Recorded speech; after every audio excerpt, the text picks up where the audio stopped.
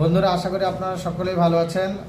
আবার একটা নতুন ভিডিও নিয়ে আপনাদের সামনে উপস্থিত হয়েছে।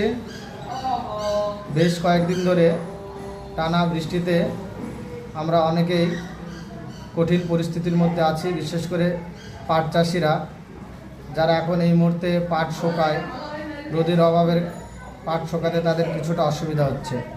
তবে বিগত বছরগুলিতে যখন বৃষ্টি কম হয়, এই পাট চাষিরাই পাট পচাতে গিয়ে অসুবিধার মধ্যে পড়ে।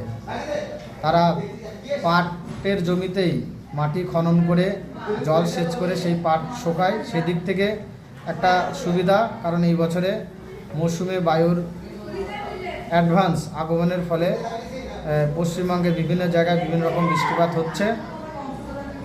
আলিপুর হাওয়া অফিস তথ্য অনুসারে 6 আগস্ট থেকে 8 আগস্ট পর্যন্ত ভারী থেকে অতি ভারী বৃষ্টি হওয়ার সম্ভাবনা আছে।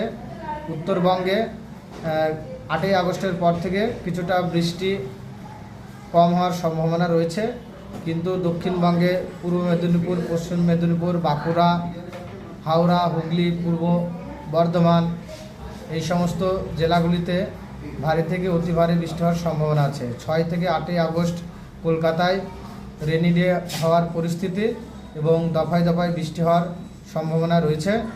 আর এটা শ্রাবণ মাস, বর্ষাকাল চলছে, তাই বৃষ্টি হওয়াটা স্বাভাবিক ব্যাপার। বৃষ্টিতে সকলেই সুস্থ থাকুন, সচেতন থাকুন এবং বৃষ্টির যে সতর্কতা অবলম্বন করে বিভিন্ন রকম কাজের পদক্ষেপ নেন। এই ভিডিওটি ভালো লাগলে অবশ্যই লাইক, কমেন্ট, শেয়ার করবেন।